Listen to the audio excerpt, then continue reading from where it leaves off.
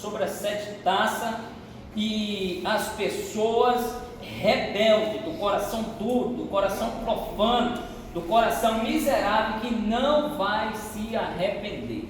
Apocalipse capítulo de número 15, versículo 1 a seguir. Nós vamos falar sobre as 7 taças.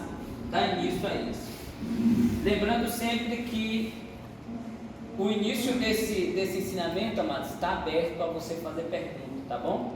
Eu sei que os que ficou aqui da outra vez para trazer aquelas questões, eu creio que está aqui, né? Mas só sobrou Felipe. Só tá Felipe. Felipe tá aqui afiadinho. Felipe tá. Mas tá faltando gente. Então tá aberto a alguém perguntar, tá bom? Apocalipse capítulo de número 15, versículo 1. Nós vamos ler do 1 até o 8 e dá início ao 16, que é já o primeiro selo, a primeira taça a ser aberta. Leiamos. Vi outro grande e admirável sinal no céu, 7 anjos que tinham as 7 últimas pragas, porque nela é consumada a ira de Deus.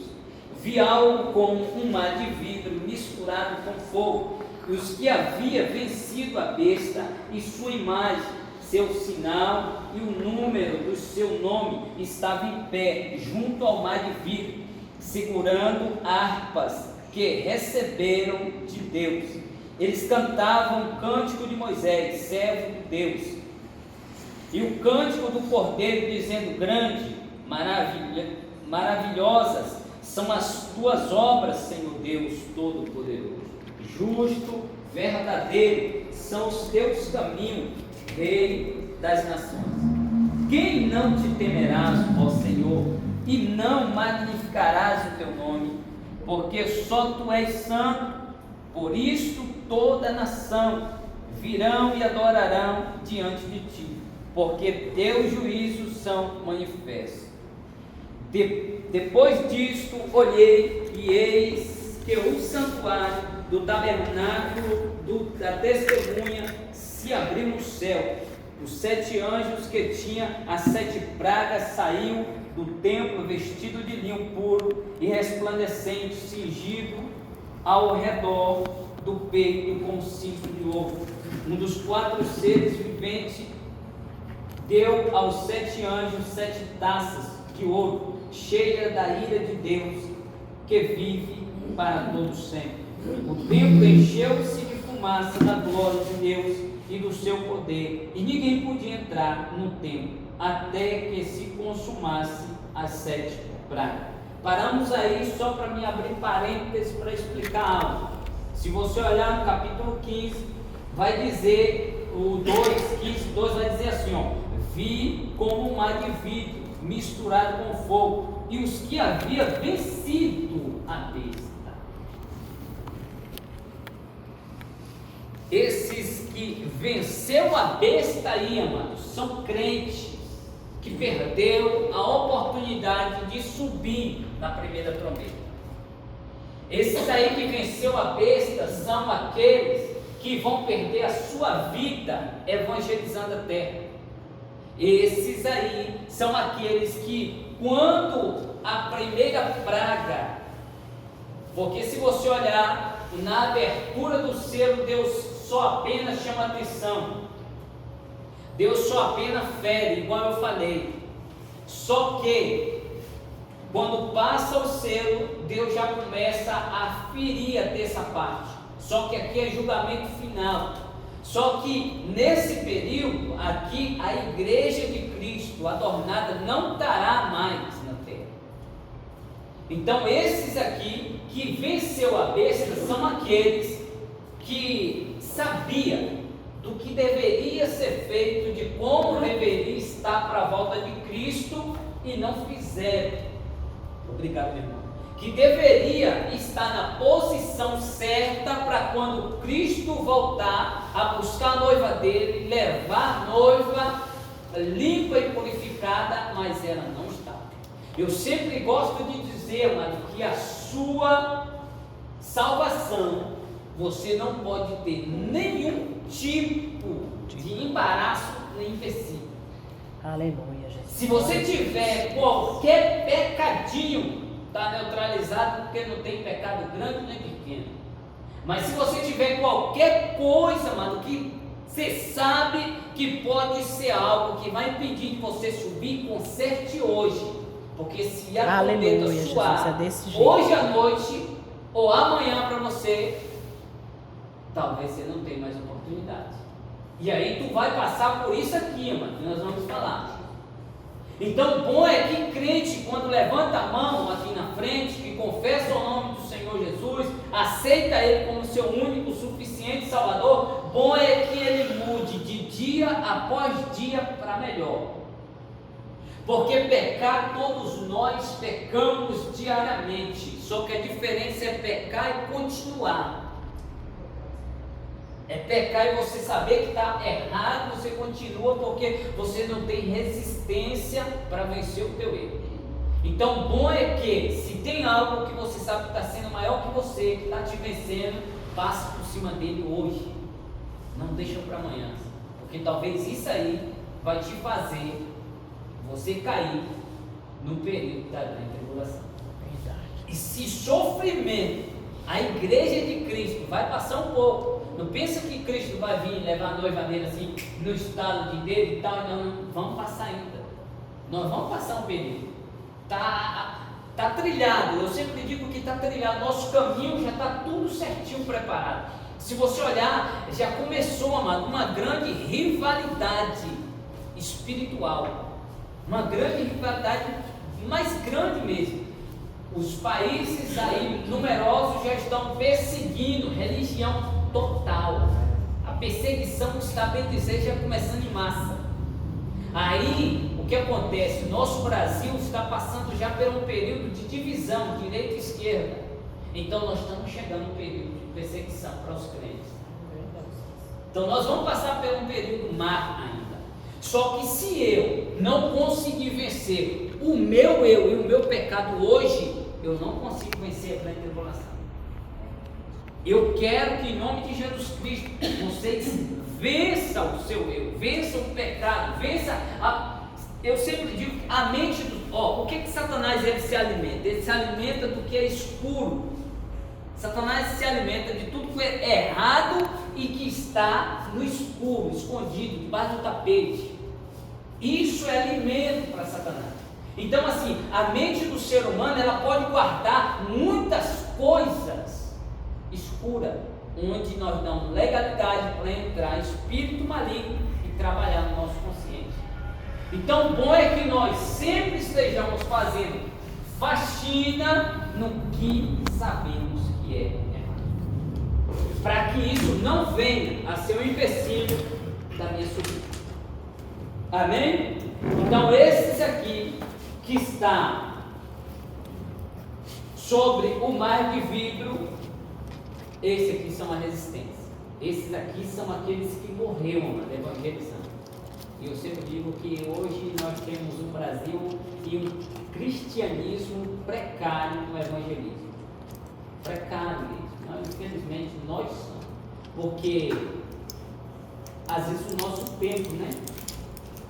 Não tenho tempo para evangelizar, não tenho tempo para sair, e às vezes quando sai um grupo, aí vem outro grupo, aí amanhã não vem mais, e a gente temos essa dificuldade. Alguns são com vergonha, porque infelizmente ainda tem crente que tem vergonha de sair na rua evangelizando. Nós temos o crente ainda hoje, nos tempos de hoje, nós ainda temos crentes secretos, sabe, irmã Costa?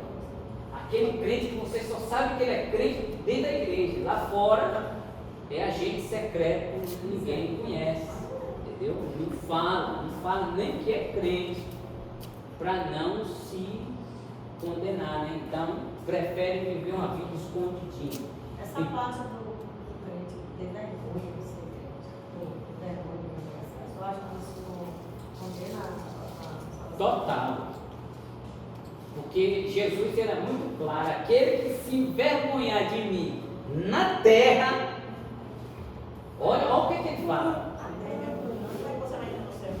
Eu também terei vergonha perante o Pai. Meu Deus, Isso é triste. Só que aí é onde entra aquela passagem dos tímidos. Os tímidos não herdarão o das vezes a timidez aqui é essa vergonha que te faz, muitas das vezes, rejeitar o pai. É aquele filho que, como exemplo, está neutralizado, vou usar o meu que está ali, querendo pegar uma bomba. Aí, supondo que ele estuda em um colégio bom, e aí o velho dele chega com essas mãos assim, né, que eu estava mexendo com ela, chega com essas mãos assim, todo melado, quando está rasgado, quem sabe o pé no chão, aí ele olha de longe, no meio dos coleguinhas, e ó, para ninguém saber que eu sou o pai dele, que eu estou mal vestido. Então, assim, são os crentes que muitas das vezes deixam de falar do amor de Cristo. Nós não podemos ser crente doente. Crente doente é aquele que perturba o outro. né? É o fanático.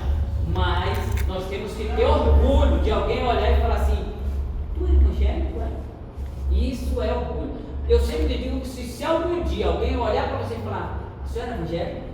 Antes de você responder assim, sou, você fala assim: obrigado, Espírito Santo, que está na minha vida. Porque alguém só vê que você é evangélico porque o brilho do Espírito que aparece. Aleluia, Jesus. Não é a sua roupa, Glória não é a maneira Deus. que você vê, é o brilho da presença do Deus vivo que está na sua vida. Então, quando alguém te perguntar, agradeça primeiro, fala obrigado por morar ainda dentro de mim. Aleluia, Jesus. Certo? Glória a Então Deus. vamos para o 16. 16, capítulo 16, versículo 1. E ouvi no templo uma forte voz que dizia aos 7 anjos: ide, derramai sobre a terra as 7 taças da ira de Deus.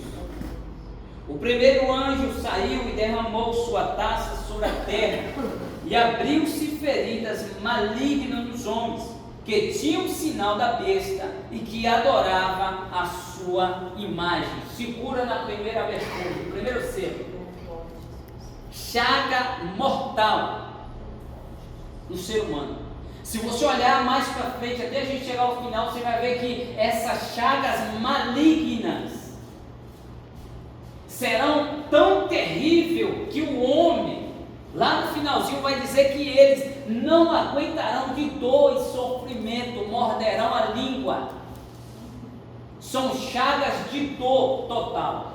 Só que se você olhar, vai dizer assim, ó: aqueles que tinham o sinal da e que adoraram ela. Eu sempre digo, amado, cuidado com o que você adora. Aleluia. Cuidado com a maneira da adoração. Cuidado com o que você tenta trazer acima do Cristo. Porque a Bíblia vai dizer e vai também revelar no mesmo capítulo que nós vamos ler lá no finalzinho, na 6ª trombeta, que espíritos enganadores vão fazer com que homens se unam para combater guerra contra o Cristo e o Deus vivo. Então, assim, amados, hoje nós estamos num período em que dentro da igreja as pessoas acham que dentro da igreja só tem Deus. Não, dentro da igreja Deus está lá e ponto final. Não, Deus está aqui. Antes de eu chegar e vocês chegar aqui, o Espírito Santo e o poderoso já está aqui. Aleluia. Só que também Glória a Deus. há uma grande probabilidade de espíritos influenciadores das trevas também entrar dentro da igreja. Não, José, sim. Eu sempre digo que em todos os cultos tem 2 espíritos que operam. O primeiro é o lindo, maravilhoso, cheiroso, grandão, o que eu amo. É o que está dentro de Deus. Aleluia. Esse Espírito que eu estou falando é o Espírito Santo. Ele traz o que? Alegria, ele traz paz, ele traz harmonia, ele traz amor. É quando você está no culto que você está sentindo aquela coisa boa, aquela alegria. Você está ali adorando porque você o ama, você está ali adorando porque é prazeroso estar servindo a Deus. Esse quem faz é o Espírito Santo. Aleluia. Mas de contrapartida tem o Espírito também do Anticristo, que já opera dentro das igrejas. E ele traz o que? O oposto do Espírito Santo: tristeza, sonolência, resistência à palavra e raiva. Desejo que se finalize logo. Eu vou dar um conselho para os irmãos aqui que não entra em termo da igreja, mas é um conselho que eu vou dar. Cuidado com o jeito que você sai ao terminar o culto. Isso demonstra o que você está fazendo aqui dentro. Porque imagina, vamos supor agora, coloca na mente, vamos supor que não seja o irmão José que está aqui agora, seria o Deus vivo que estivesse aqui. Você teria pressa de ir embora? Não. Então, quando eu tenho pressa de sair da igreja, é porque eu sei que quem está operando é o homem. Aí eu não tenho a fé que Deus está na igreja. Então não tenha pressa de sair da presença De Deus. Cuidado com a saída. A saída demonstra o que você achou do ambiente em que Deus está. Então, amados, esses aqui, que nós vemos na abertura da primeira taça da ira de Deus, vai dizer que aqueles homens que tinham o sinal da besta na testa, na mão, eles vão ser feridos com chagas malignas. Abro parênteses para te dar outro conselho, amado. Hoje é noite que você vai estar se posicionando. Hoje, Oh, aleluia! vem dizer trilhar o exército para se posicionar para o que vem. Grande Deus, aleluia. Eu sempre digo que ninguém que está aqui vai querer colocar o sinal da besta, vai? Não, em nome de Jesus, está repreendido. Só que, será que vai ser assim? Vamos supor que... Ô Felipe, eu estou querendo botar um chip aí na sua mão, você deixa?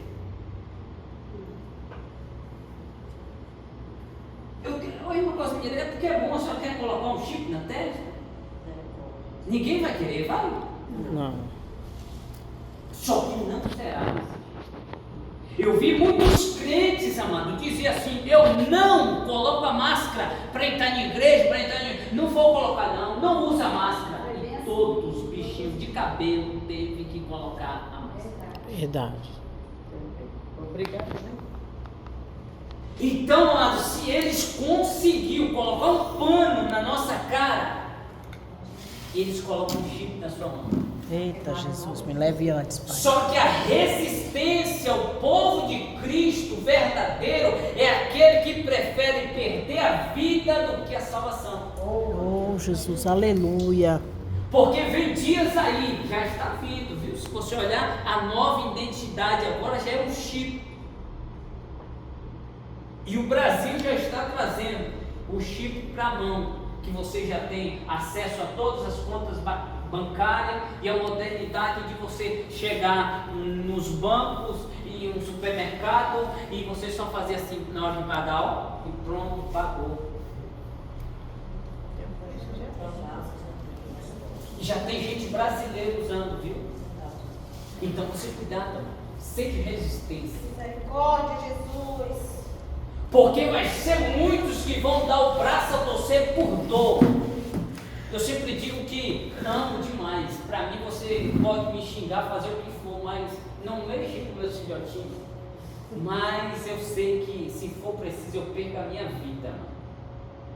Mas eu prefiro ver meu filho morrer de fome, mas eu não coloco o chip para comprar comida para ele. Então cuidado, mano. Nós temos que ser resistência. Se você olhar na África hoje, tem muitos brasileiros, muitas pessoas evangélicas que não estão abrindo os olhos para isso. Mas uma hora que você tiver a oportunidade, busca, mano, o sofrimento que está passando na África, o jeito que eles estão morrendo e o tempo que você perde assim, vendo aqueles vídeos engraçados que dá risada. Pega aí uns 4 vídeos daqueles crentes morrendo e você pega e assiste do início ao fim para você ver. Eles só estão perdendo a vida para não negar Cristo. A Nigéria, né, também, né? Só estão perdendo a vida para não negar o Criador. Então, o brasileiro é covarde. Cuidado, o brasileiro é covarde. Pastor, eu assisti no vídeo mesmo. A mãe abraçou os seus filhos, acho que foi na Nigéria. E morreu para não negar Cristo. Para não negar. E abraçou os seus filhos e morreu. Foi triste, é triste. Então é isso que eu falo. Se o teu cristianismo estiver acima o amor para um filho, o amor para um parente, do que para Cristo, você está longe de estar trilhando o caminho da salvação. Está longe. Aleluia. Tem pessoas que deixam Cristo por causa de um parente. Deixa Cristo porque o irmão lá da igreja, ou eu com a minha cara assim meio atravessado, eu não vou lá mais não. Pronto. Cuidado. Se tu troca Cristo, isso nunca será uma resistência. Eu sempre digo que nunca nada me tirou da igreja. Eu só, em todas as igrejas que eu já entrei e saí, eu só saio quando Deus fala, filho, a tua hora chegou, vai fora. Aí eu saio. Amém? Vamos ler o 3, versículo 3, vai dizer assim: a segunda taça. E o segundo anjo derramou a sua taça no mar, e este tornou-se em sangue, como de um morto, e morreu no mar toda a alma vivente.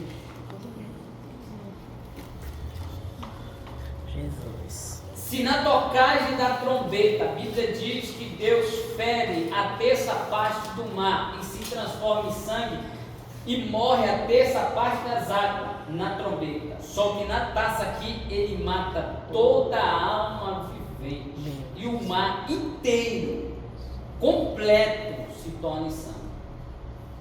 Só que quando eu vejo isso aqui, irmão, eu paro para analisar o momento de terror e agonia que será neste período.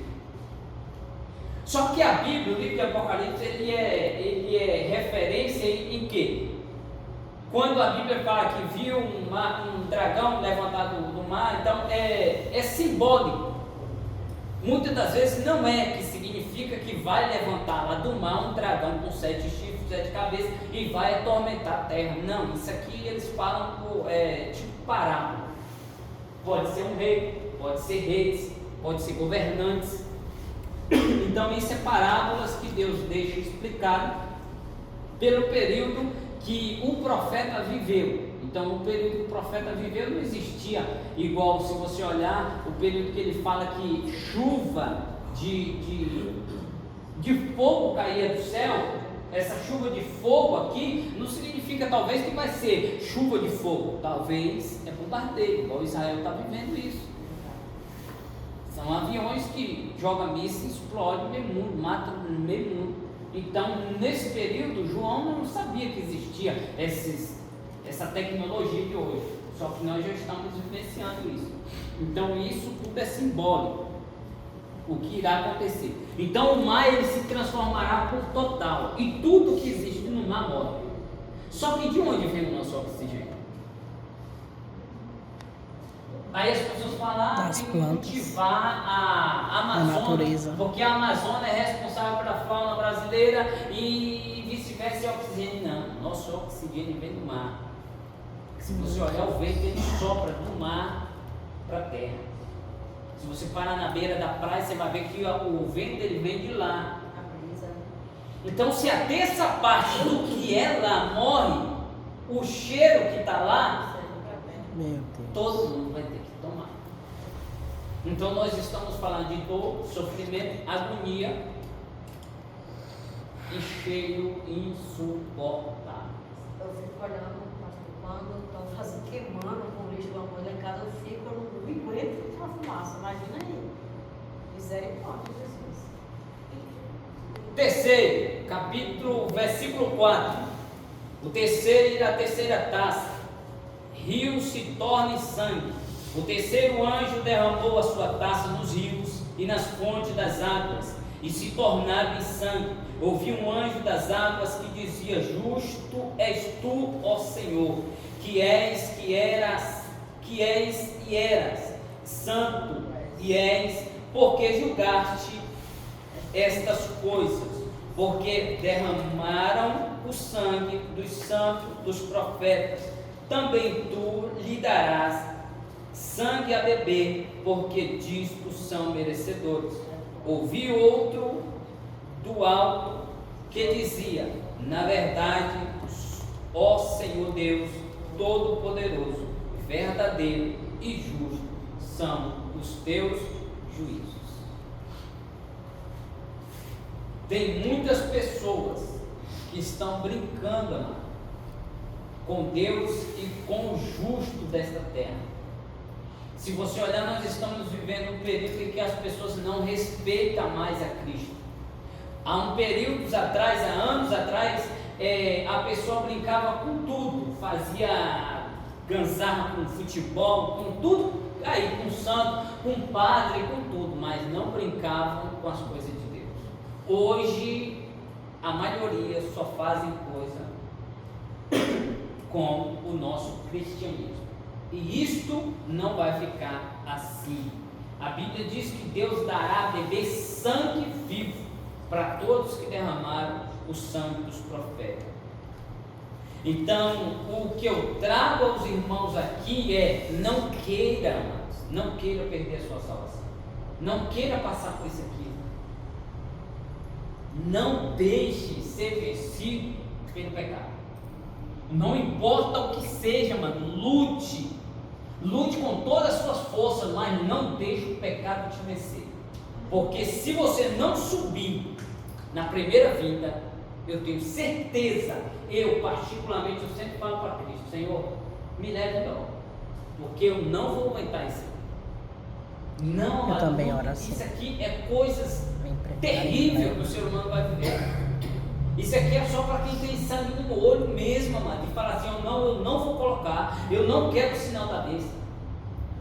Porque eu analiso mais ou menos o seguinte: hoje nós estamos em um Brasil em que está dividido. Só que se você olhar naquele país onde tinha uma estátua, qual o nome naquele país onde fizeram uma estátua de Lúcifer, na praça? É um país, não, daqui do Brasil mesmo. Paraná. Eu acho que é do Paraná isso. Lá no Paraná, já é autorizado por lei que a polícia já pode entrar na igreja e leva o pastor e o som. Essa semana eu vi uma reportagem sobre isso.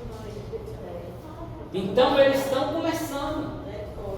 Vai chegar o período em que nós não vamos ter mais essa liberdade.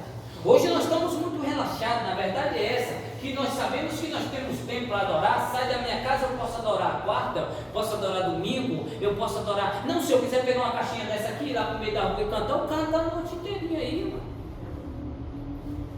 Só que está chegando o período em que você não vai poder mais abrir a boca. Você quer ver uma coisa? Sangue não foi pouco, mas foi muito sangue para que isso aqui tivesse minha mão. Aleluia, Jesus, glórias a Deus. Para que essa Bíblia nós tivéssemos acesso livre de ler ela.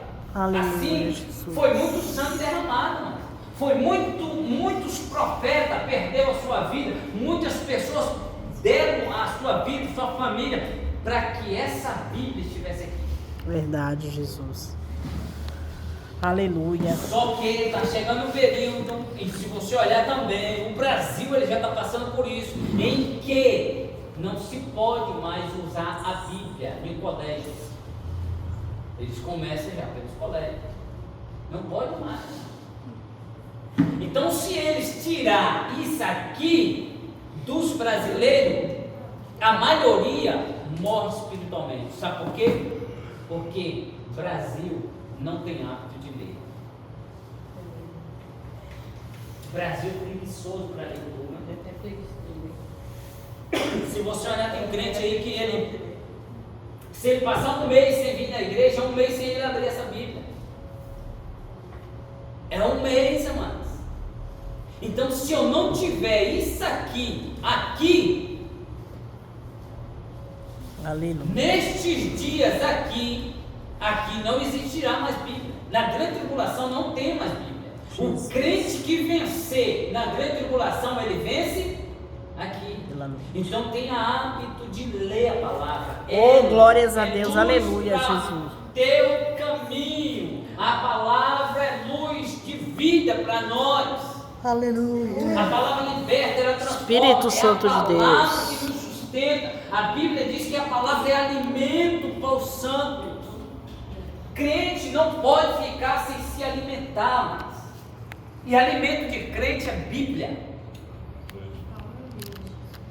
Quem não tiver Bíblia, pode ter certeza que se você ora para você subir, em direito para você subir, porque se tu não subir, se tu não tiver Bíblia, tu coloca o chifre brincando, dando glória e aleluia.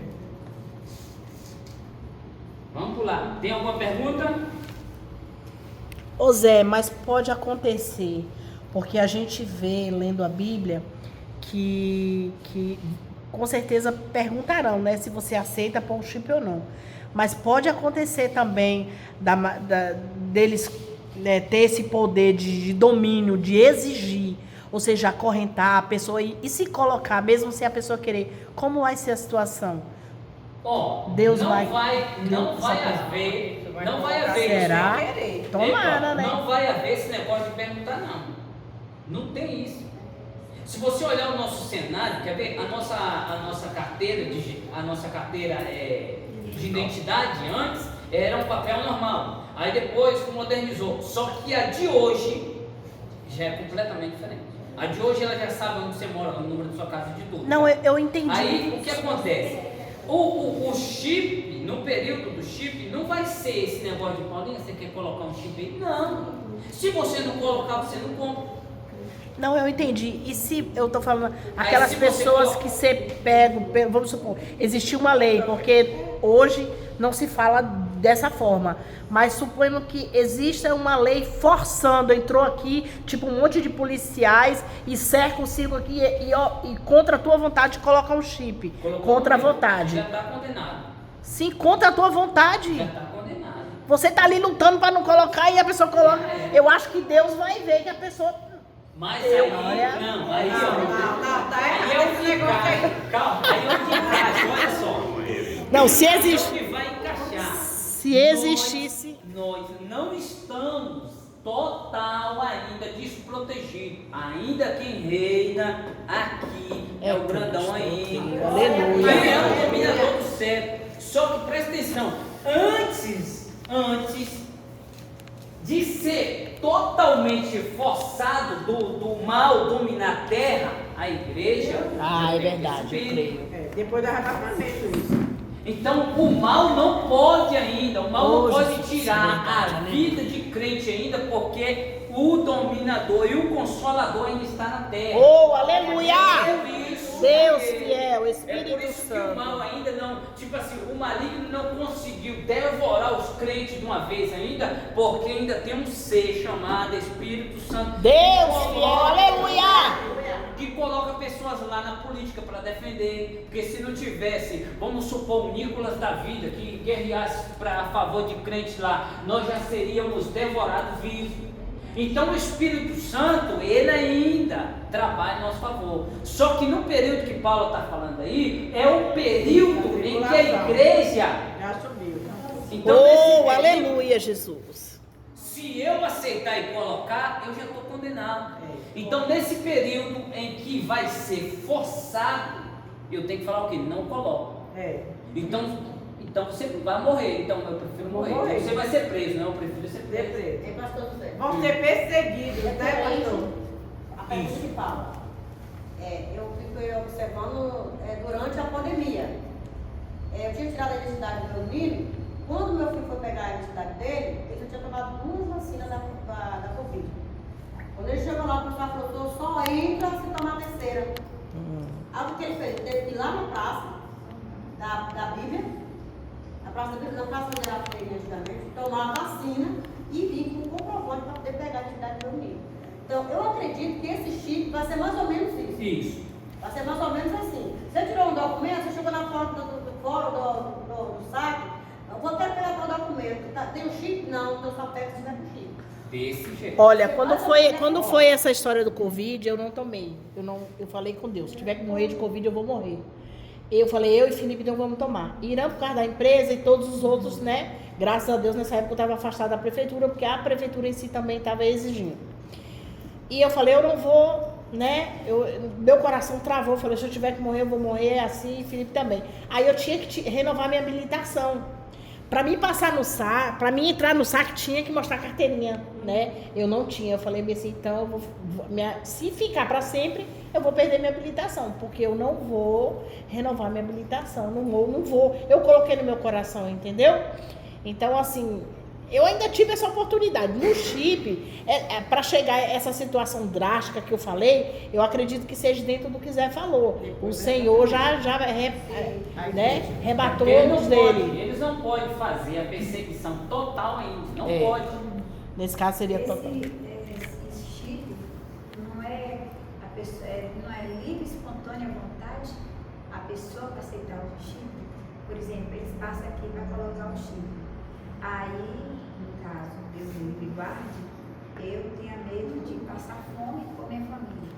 Eu botei o deles por vontade de aceitar. Aí, porque se eles colocarem Coitada da irmã. forçadamente, forçar a pessoa, Não vai ser forçado. se a pessoa não, eu vou, mesmo assim, eles botando chip e matando a pessoa. Perdeu a vida por amor de Cristo, já vai direto para agora. Já vai direto pra agora. Mesmo com o chip. Se tu perdeu, supondo, você é resistência, no período da grande tribulação, você é resistência, forçaram você a tirar a sua vida e colocar o chip na sua mão, você não vai ser culpado, porque Cristo já vai estar te esperando de braço aberto. Você morreu por amor dele.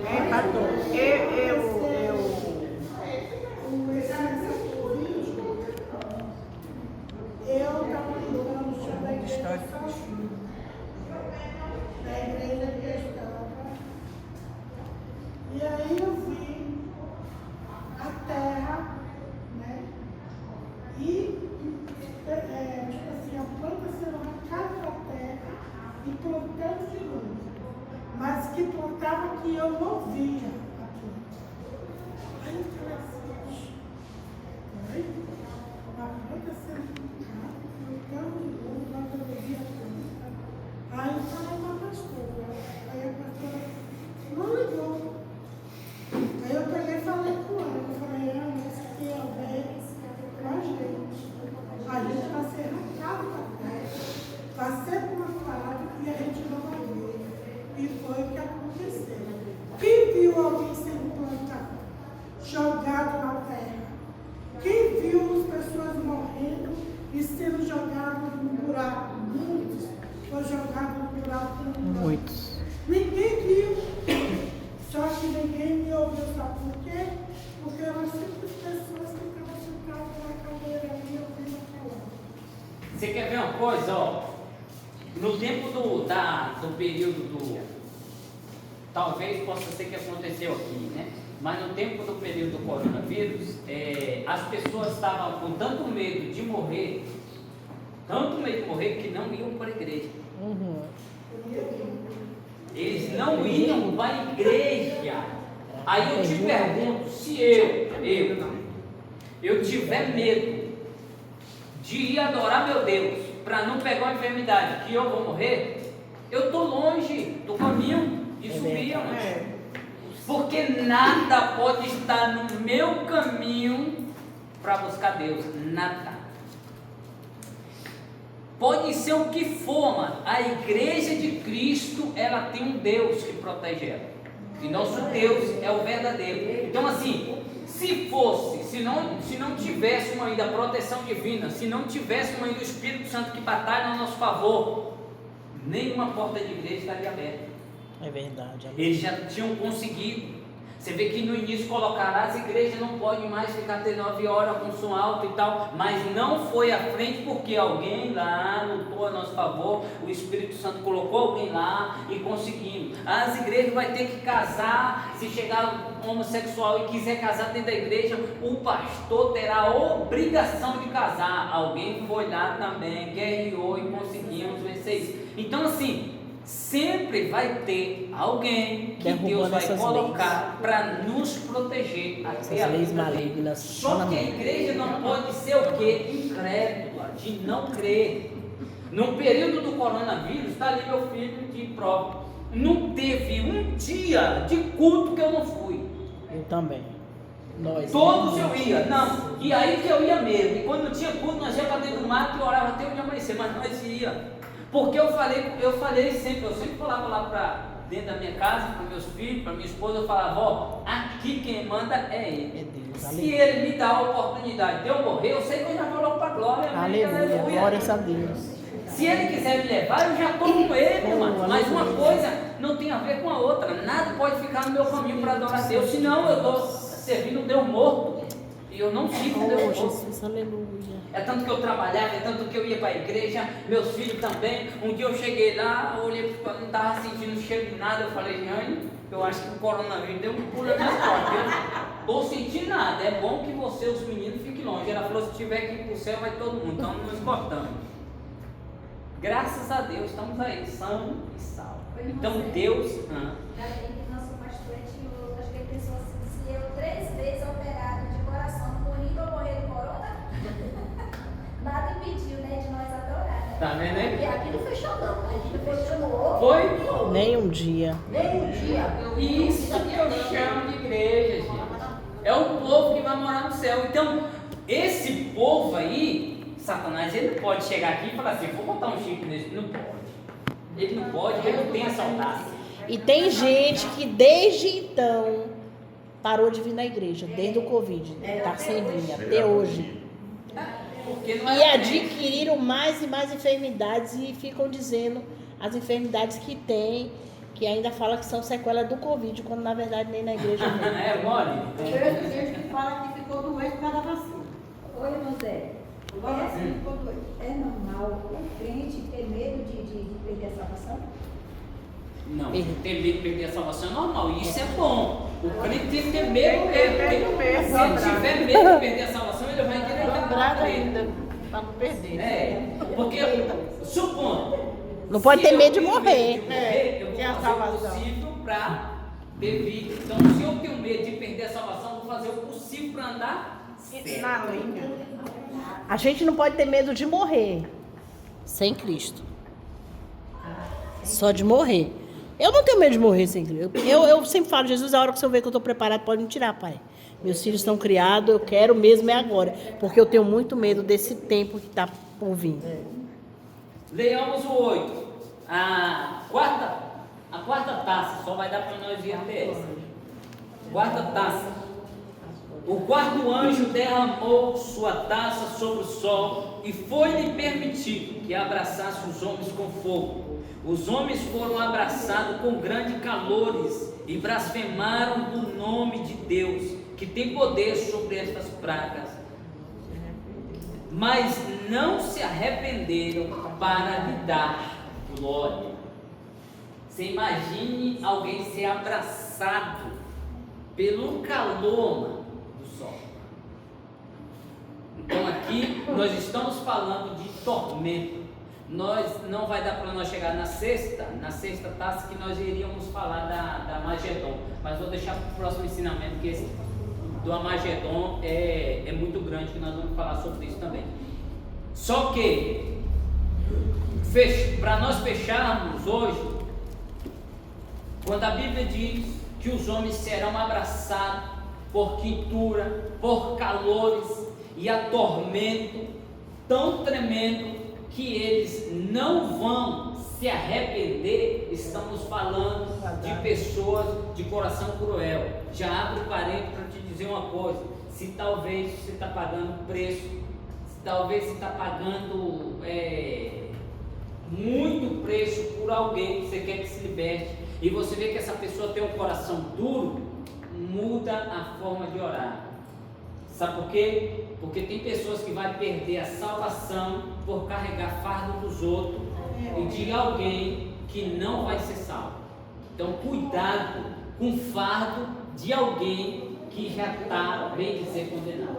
Pessoas que têm um coração cruel, pessoas que têm um coração ruim, vai passar por tudo isso aqui e ainda vão blasfemar a Deus e não vão se arrepender. Então, tem pessoas que verdadeiramente não é da salvação. Então nós não podemos, eu sempre digo que eu nunca intercedo por alguém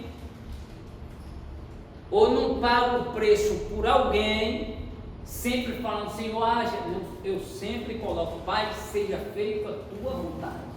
É verdade, eu também. Porque quando você pega o fardo de alguém, é aquelas pessoas que falam assim, rapaz, ora por mim que o negócio está travado e tal. Aí você vai de madrugada e tal, e você começa de joelho, Senhor, vai lá meu irmão José, o pobrecinho está pulando de um pezinho, pai, vai lá e começa, Deus e não sei o que, e aquela coisa, e paga preço, e tome de campanha, mais campanha, e de joelho, e a pessoa nunca muda. Está na hora de você mudar. Olha aí. Está na hora de você mudar, Senhor. Faça-se o teu querer, Pai. Tenha misericórdia. Aí você começa a mudar.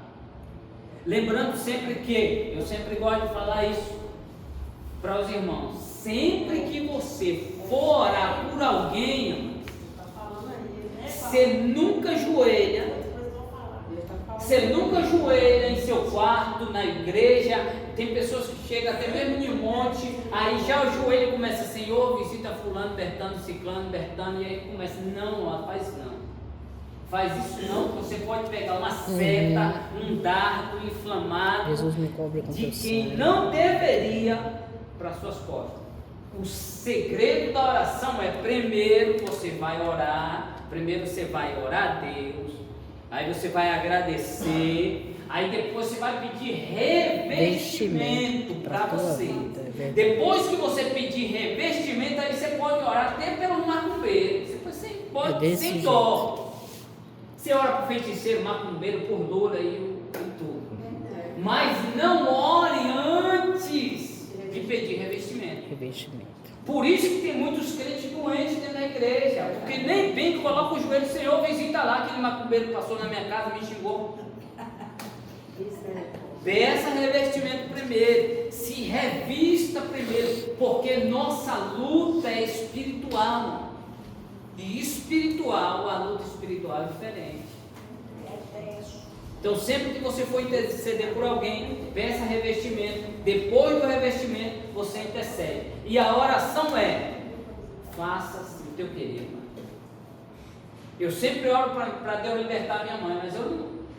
Quando foi para mim orar para o meu irmão que faleceu mesmo, ele vivia na rua, ele bebia muito, ele vivia brigando, o pessoal batia nele e aquela coisa.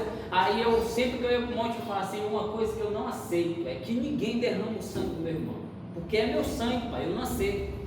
Se ele não se converter, mas muda ele, eu não quero ter que enterrar ninguém da minha família com sangue derramado, que eu não aceito, porque eu e a minha casa serviremos a ti. E se é o meu sangue, não deixa que ninguém derrame.